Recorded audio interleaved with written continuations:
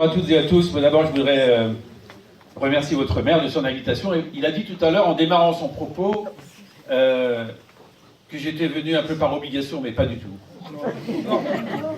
J'ai bien écouté ce que tu as dit, mon cher Daniel. Je vais vous dire d'abord merci de m'avoir attendu quelques minutes. Tu vois aussi le signe d'une reconnaissance mutuelle, d'un travail que l'on fait en commun tout au long de l'année, et que vous savez, je suis un visiteur régulier de cette commune de Saumeray, puisqu'il y a de longues années qu'on a commencé un peu cette histoire. Donc, je vais d'abord remercier votre maire, son équipe municipale, parce que, vous voyez, en écoutant un seul chiffre, c'est celui de la démographie. Et il y a des signes qui sont des signes forts. Quand la population augmente comme cela, c'est quelque part les habitants, eh bien, ont envie de venir, les nouveaux habitants ont envie de venir résider à Saumeray. Et ça, c'est une marque d'une attractivité d'une commune.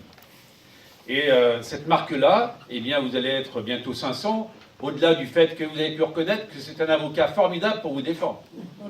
À 2 ou 3 reprises, il a fait une petite insinuation en expliquant que le député pouvait vous donner un petit coup de main pour les financements, même si les réserves parlementaires ont été bêtement supprimées. Chacun le regrette maintenant, en tout cas, il le regrettait depuis la première minute. Daniel et son équipe municipale savent que je suis là aussi pour les soutenir auprès du département, de la région, de l'État. N'oubliez pas aussi l'État qui est là pour vous aider dans la réalisation de vos travaux. Le second remerciement, c'est qu'il a eu aussi des mots pour le secrétaire de mairie et pour, bien sûr, l'employé municipal.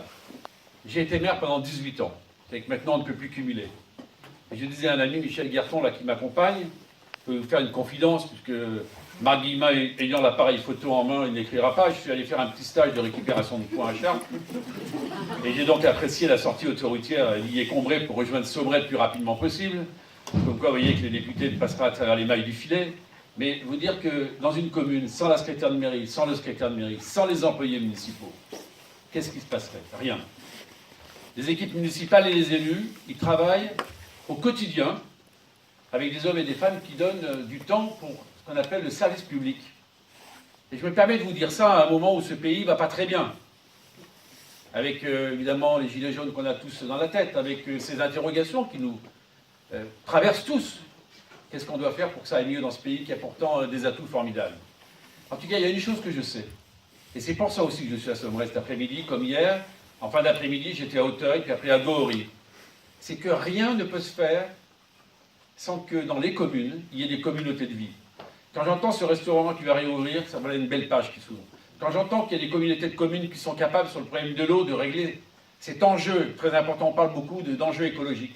Mais est-ce que déjà un des enjeux majeurs, c'est pas d'avoir une eau en qualité et en quantité suffisante? C'est des choses après lesquelles, au quotidien, elles paraissent comme ça simples, on ouvre le robinet, tout se passe bien. Et derrière, ça exige un engagement de tous les instants. Et ce qui est formidable, c'est que tout commence dans la commune parce que les élus, les administratifs, les habitants, au travers de leur implication dans la vie associative, ils montrent l'attachement à cette cellule de base qui est la commune. Moi, j'y tiens plus que tout. C'est une richesse, ceux qui nous disent il y a trop de communes en France. Non. C'est une richesse que d'avoir 300 000 élus locaux. C'est une richesse que d'avoir un tissu associatif aussi riche, qui permet de mettre du lien social, qui vous permet de vous retrouver aussi, ce soir, devant une galette, devant un verre, dans les bons moments, dans les mauvais moments. Et vous dire, en tout cas, en tant que député, moi, c'est pratiquement 20 ans que j'ai passé à la tête de la mairie de Caen. Il n'y a pas une journée où je n'y pense pas. Il n'y a pas une journée où je ne fais pas référence à ce que j'ai pu vivre à un moment ou à un autre dans une situation. Et vous dire que, plus que jamais, vous savez que j'ai monté un groupe à l'Assemblée qui s'appelle Liberté et Territoire, il y a quelques mois. Quand je sais que le mot territoire doit être au cœur de toute reconquête de l'action publique, il ne peut pas y avoir de confiance sans qu'on fasse confiance au territoire. Il ne peut pas y avoir de confiance sans qu'on ne fasse pas confiance aux hommes et aux femmes qui vivent dans les territoires, qu'ils soient commerçants, qu'ils soient artisans, qu'ils soient agriculteurs, qu'ils soient membres de la vie associative. C'est eux qui font cette richesse au quotidien.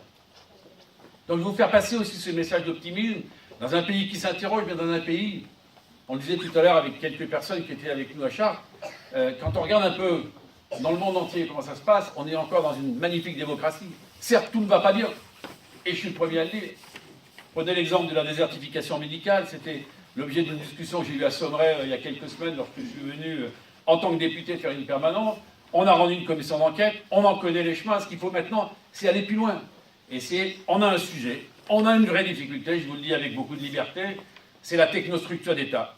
C'est cette espèce de, j'allais dire, de capot que l'on a sur la tête en permanence, vous voyez, un peu comme sur la soupière, qui fait que quelque part, c'est l'administration parisienne, tatillonne, réglementaire, et qui, malheureusement, ne donne pas la capacité à chacune et à chacun de donner le meilleur de lui-même.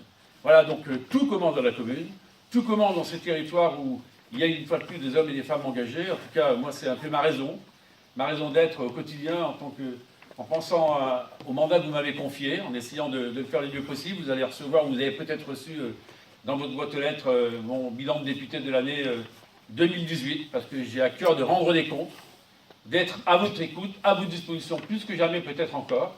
Il y a un grand dialogue qui va s'ouvrir dans le pays, il faut le prendre à bras-le-corps. Vous savez, pour un député, pour un élu, lorsqu'il fait une permanente, les gens viennent parler, moi, il n'y a pas de thématique. Ce n'est pas un entretien personnalisé, au contraire, il faut qu'on parle des sujets de la vie quotidienne. Comment, au quotidien, eh bien, on peut faire évoluer les choses favorablement. Voilà, moi, je voulais vous faire passer ce message et vous dire que je forme pour ce pays, pour mon pays, pour notre pays, pour 2019 des vœux, d'abord de sérénité, d'apaisement, dans vos vies respectives. Il y aura des joies, il y aura des peines, mais ce qu'il faut, c'est jamais lâcher. Ne lâchez jamais, la démocratie est tellement belle. Et puis il y aura un rendez-vous, c'est le rendez-vous de l'Europe au mois de mai. Les plus anciens savent ce que l'on doit à l'Europe, la paix. Les jeunes, c'est normal, vivent dans la paix, donc n'en mesurent pas toute la portée. Les agriculteurs qui sont là savent que s'il n'y avait pas eu la politique agricole commune, nous serions-nous. Après, il y a des dysfonctionnements européens. Et je suis le premier à les dénoncer. Mais la France seule, au moment où nous ne sommes plus la 5e puissance du monde, vous le savez. Nous sommes en train de passer à la 7e place. Il faut savoir qu'on doit être plus fort dans une Europe forte qui nous respecte.